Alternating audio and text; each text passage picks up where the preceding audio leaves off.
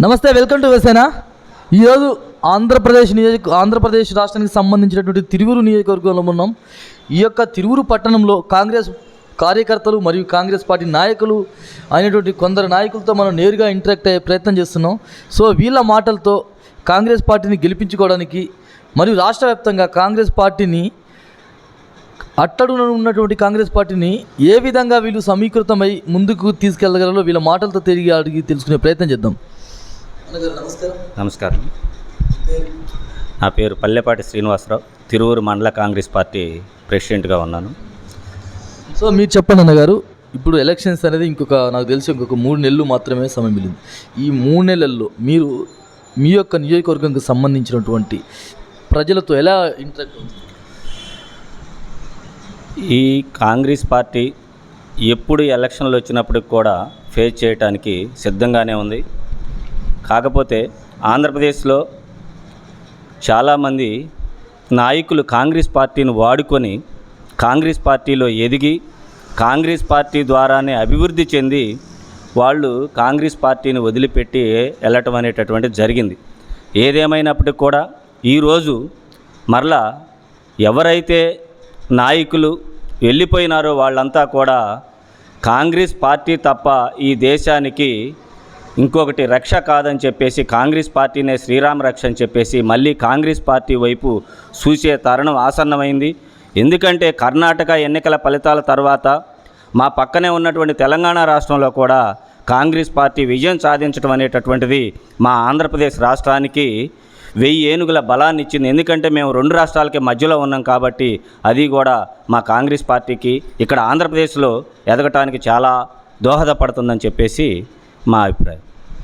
So అన్నగారు మీరు చెప్పండి, కాంగ్రెస్ పార్టీకి సంబంధించినటువంటి విషయాల్లో జాతీయ కార్యవర్గం ఆంధ్రప్రదేశ్లో ఎలాంటి ఒక డెవలప్మెంట్కి కాంగ్రెస్ పార్టీ డెవలప్మెంట్కి ఇంకా పూనుకోలేదు అనేటువంటి ఒక విమర్శలు మనం నిత్యం కాంగ్రెస్ పార్టీ నిజంగా విభజన తర్వాత ఆ ముద్ర మా మీద పడింది.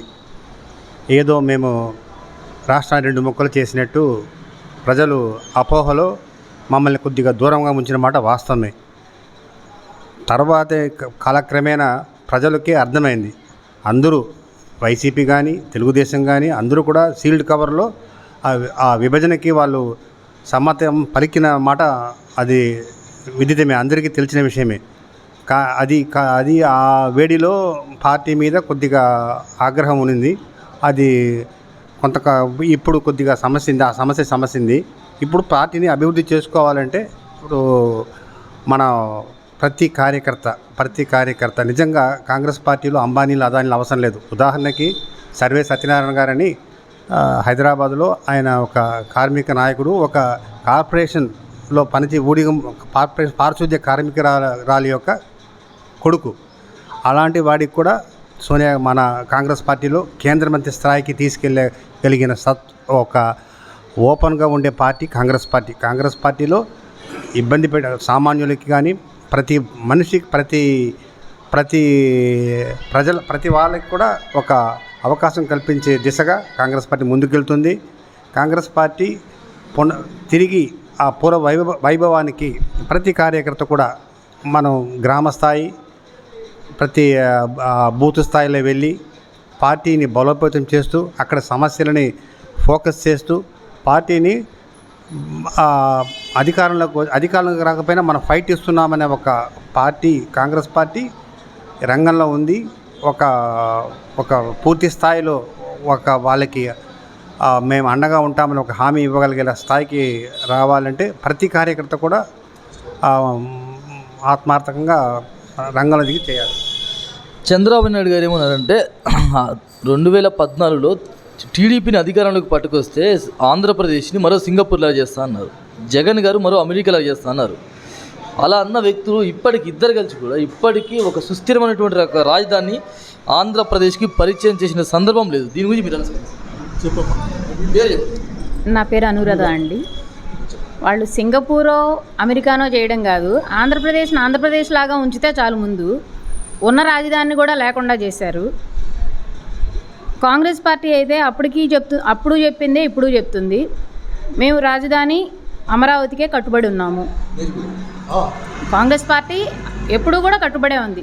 అధికారంలో వీళ్ళు లేకుండా చేయబట్టి ఇంకా రాలేదు, కానీ లేదంటే ఈ రాజధాని లేని సమస్య అనేది మాత్రం ఉండేది కాదు కాంగ్రెస్ పార్టీ కనుక అధికారంలో ఉంటే.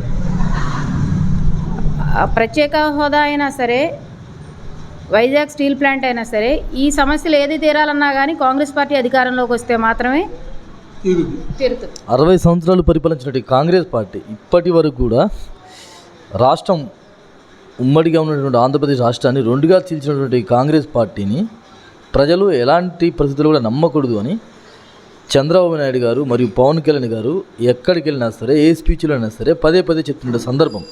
ఇలాంటి సందర్భంలో ప్రజలు కూడా వాళ్ళ యొక్క మాటలు నమ్మే పరిస్థితి ఉందంటారు రాష్ట్రం. ఇప్పుడు చంద్రబాబు నాయుడు గారు కానీ పవన్ కళ్యాణ్ గారు కానీ చెప్పేటటువంటి మాటల్ని నమ్మే పరిస్థితుల్లో లేరు జనం. ఎందుకంటే భారతదేశం ఏర్పడ్డప్పుడు ఈనాడు ఉన్నటువంటి 29-30 రాష్ట్రాలు లేవు. ప్రజల యొక్క కోరిక మేరకు అక్కడ ఉన్న ఏంటంటే వాళ్ళ కోరిక మేరకు రాష్ట్ర విభజన అనేది, ఎందుకంటే పరిపాలనా సౌలభ్యం కోసం చేయటం అనేది ఒక కాంగ్రెస్ పార్టీ మాత్రమే రాష్ట్రాల విభజన చేయలేదు, బీజేపీ పార్టీ కూడా రాష్ట్ర విభజన చేసింది.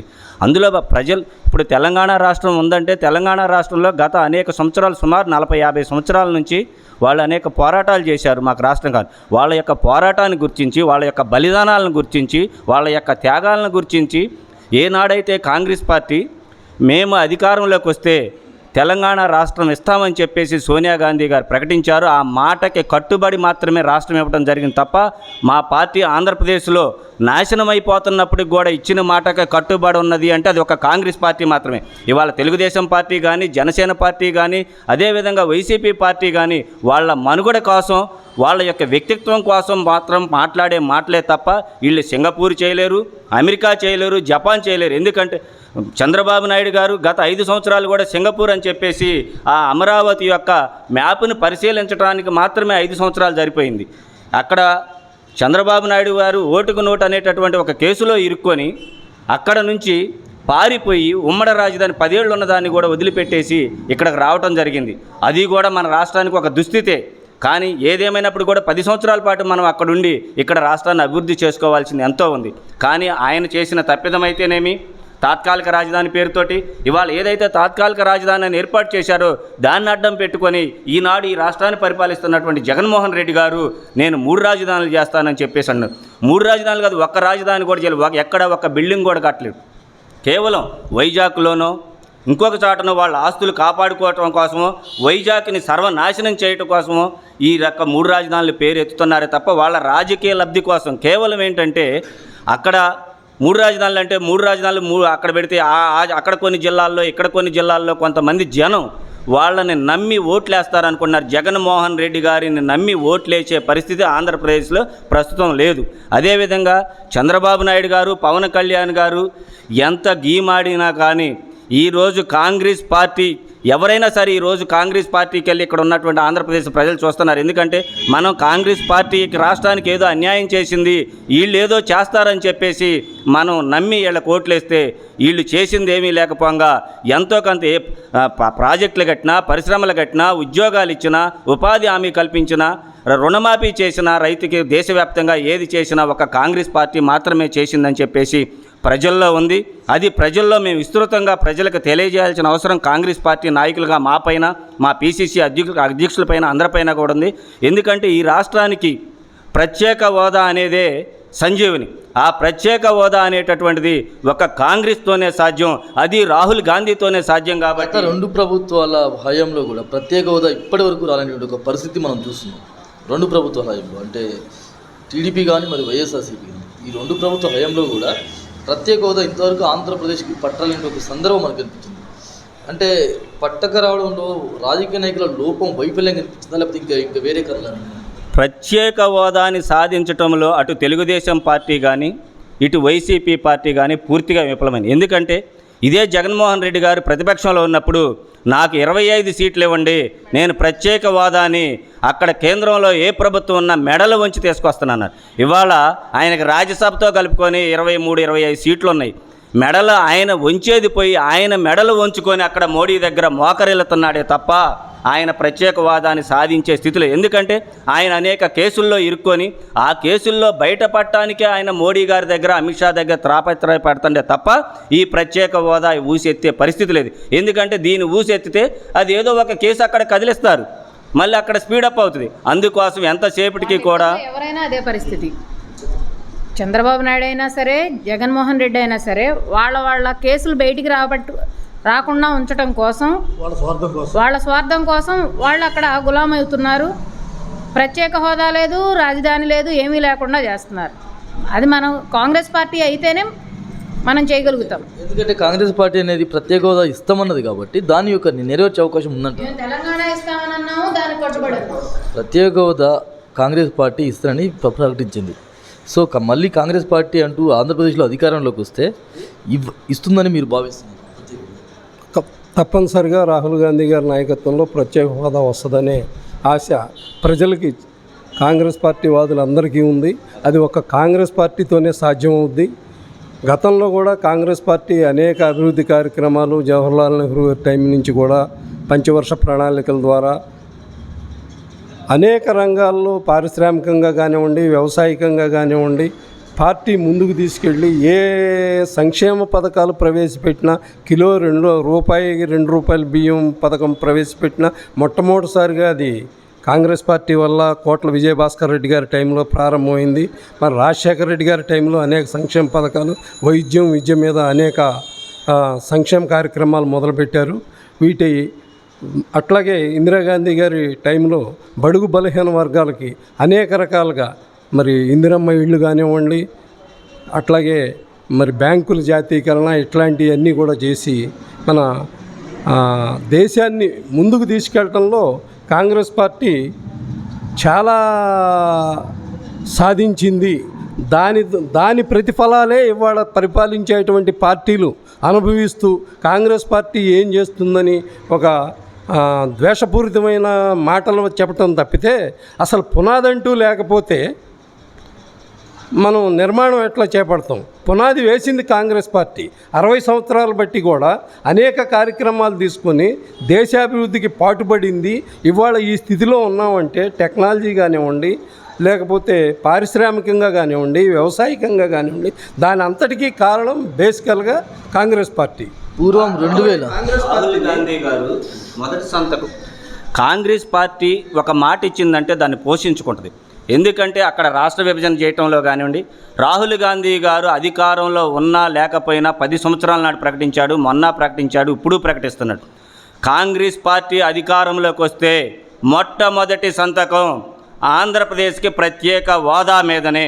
అదేవిధంగా ఏవైతే విభజన హామీలు ఉన్నాయో ఆంధ్రప్రదేశ్తో పాటు తెలంగాణ రాష్ట్రానికి అమలు చేసి తీరుతాం.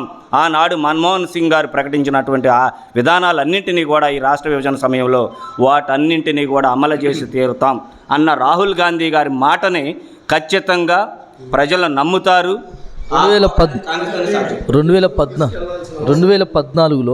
2014లో చంద్రబాబు నాయుడు గారితో కలిసి పవన్ కళ్యాణ్ గారు దేశ్ కి బచావో కాంగ్రెస్ హటావో అనే ఒక నినాదంతో ప్రజల మధ్యలోకి వచ్చి కాంగ్రెస్ పార్టీని ఓడగొట్టినటువంటి ఒక సందర్భం మనం నేరుగా చూసిన సందర్భం ఉంది. దీని గురించి మీరు ఇప్పుడున్న పరిస్థితుల్లో ఎలా స్పందిస్తారు?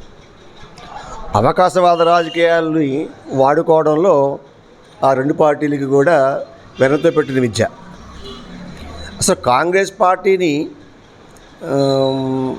ఒక జాతీయ పార్టీ అనేది ఈ దేశానికి ఒక స్వాతంత్రాన్ని తీసుకొచ్చినటువంటి పార్టీ అని, జాతీయ ఉద్యమాలతో కూడుకున్నటువంటి సామ్యవాద భావాలతో కూడినటువంటి party Congress party.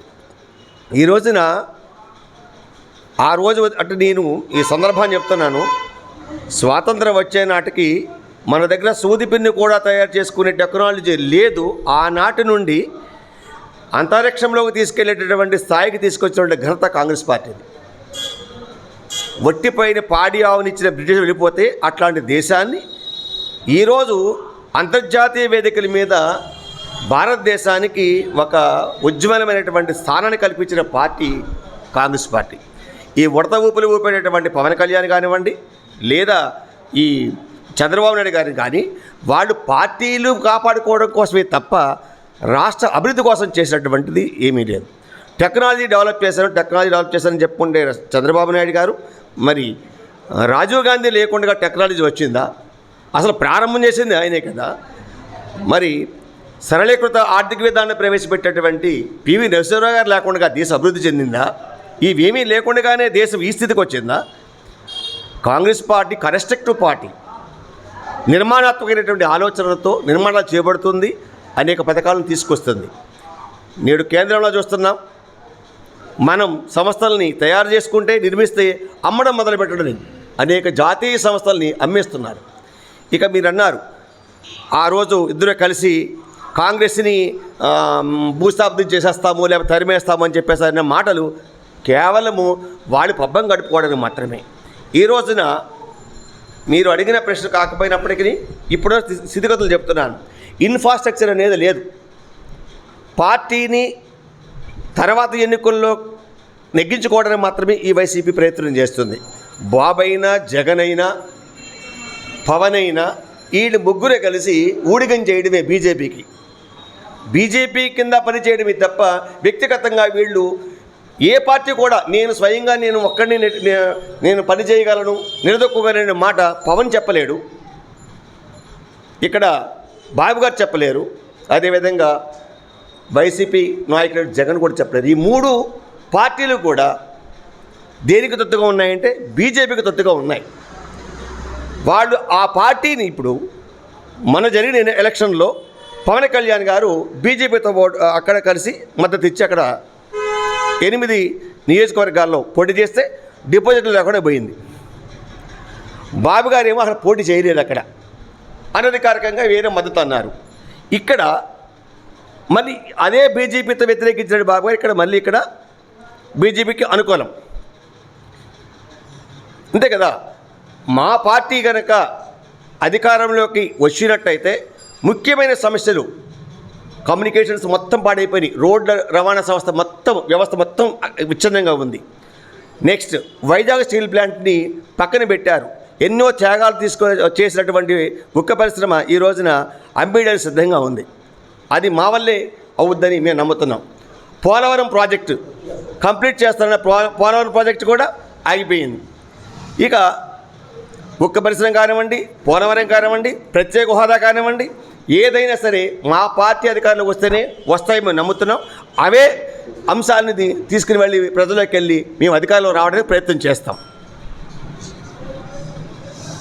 Congress party వల్లనే దేశం ఈ స్థాయిలో ఉందని బీజేపీ నాయకులైనటువంటి ముఖ్య నాయకులు మరియు టీడీపీలో ఉన్నటువంటి ముఖ్య నాయకులందరూ కూడా ఇదివరకు ఎంతలాగా విమర్శించారో మనందరం చూసాం, మీడియా ఛానల్ ద్వారా నేరుగా కూడా చూసాం.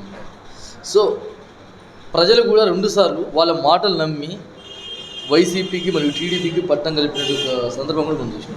ఈరోజు ప్రజలలో ఎలాంటి మార్పు వచ్చిందనుకుంటారు? కాంగ్రెస్ పార్టీకి సపోర్ట్ ఇవ్వడం. కాంగ్రెస్ పార్టీ మతరహిత ఒక సెక్యులర్ పార్టీ. బీజేపీకి రాముడి పేరు చెప్పి వాళ్ళు అటు మతం పేరు చెప్పి, లేదంటే గుడ్డు మాంసం పేరు చెప్పి, ఆవు పేరు చెప్పి వాళ్ళు ప్రజల్లోకి ఐడియాలజీ లేదు, ఏమీ లేదు. ప్రజల్లోకి వాళ్ళు కాంగ్రెస్ మీద విధానపరమైన అలిగేషన్స్ ఏమీ లేవు. వాళ్ళు ఒక మత విద్వేషాలను రెచ్చగొట్టి రామ మందిరం కడుతున్నాము, బాబర్ మసీదుని కూల్చటము, అలాంటి ప్రజల మధ్య మత విద్వేషాలని సృష్టించే ప్రయత్నంలో భాగంగా రాజకీయం చేస్తూ వాళ్ళు కాలం గడుపుతూ వస్తున్నారు. అదేవిధంగా మనకు కాంగ్రెస్ పార్టీ అక్కడ తమిళనాడులో అయితే భాష పేరు మీద హిందీ భాష పేరు, కాంగ్రెస్ వస్తే హిందీ వస్తుందని అక్కడ భాష, ఇక్కడ తెలంగాణలో మనం చూసాం ప్రాంత భాష, మతము, ప్రాంతాలు వాటికి అతీతంగా మానవీయ కోణంలో ఆలోచించే గరీబీ హటావో అనే నినాదంతో ముందుకు సాగిన పార్టీ కాంగ్రెస్ పార్టీ. ప్రాణాలు త్యాగం చేసిన పార్టీ కాంగ్రెస్ పార్టీ. ఒక ఆర్బీఐ గవర్నర్ని, ఒక అణుశాస్త్రవేత్తని ప్రెసిడెంట్ గాను, ప్రైమ్ మినిస్టర్గా అందించిన ఘనత ఈ యావత్ ప్రపంచంలో ఒక కాంగ్రెస్ పార్టీకే ఉంటుంది. అలాంటి పార్టీ ఒకసారి యువత ఆలోచిస్తే అందరూ అన్నట్టు టెక్నాలజీ కానీ అన్ని రంగాలు ఈరోజు అమెరికా మనం చూస్తున్నాం, అమెరికాలో భారతీయులు మన ప్రతిభ మనం చూస్తున్నాం. ఈరోజు బ్రిటిష్ ప్రధానమంత్రి యొక్క మూలాలు కూడా భారతదేశం చెందిన వారిదిగా ఉంది. ఎక్కడైనా భారతీయులకి ఆ గవర్నెన్స్ ప్రతిభ, కాంగ్రెస్ పార్టీ చేసిన అభివృద్ధి, విద్యా విధానం కానీ, పారిశ్రామిక విధానం కానీ అన్నీ కూడా కాంగ్రెస్ పార్టీ చేసిన ఒక పరిపాలన, సుపరిపాలన, దాని యొక్క ఫలితాలే ఈరోజు ప్రపంచవ్యాప్తంగా కాంగ్రెస్ పార్టీ నిలదొక్కున్న ఈ భారతదేశం ఇంత. నిజంగా ఒక చిన్న మాట గుర్తుకొస్తుంది. రాకేష్ శర్మ గారు గగనంలో ఉన్నప్పుడు ఇందిరాగాంధీ అడిగారు, కైసే హే భారత ఉదర్సే అంటే సారా జహాసే అచ్చా అని ఆమె అడిగిన మాటకి అతను చెప్పిన నిదర్శనం. నిజంగా వాళ్ళ ప్రాణాలను లెక్క చేయలేదు. వాళ్ళు భారతదేశం యొక్క ప్రగతి కోసమే కోరిన కుటుంబం మా కాంగ్రెస్ పార్టీ. మీరు చెప్పాలమ్మా, తెలంగాణలో మొన్న కాంగ్రెస్ పార్టీ అత్యధిక మెజారిటీతో విజయం సాధించడం జరిగింది. ఆ యొక్క విజయం ఆంధ్రప్రదేశ్లో ఎలాంటి సంచలనాలు సృష్టించబోతుండడానికి ఒక అవకాశం ఉందంటారు? గత 2 ఎలక్షన్స్లోనూ కూడా మేము కాంగ్రెస్ పార్టీని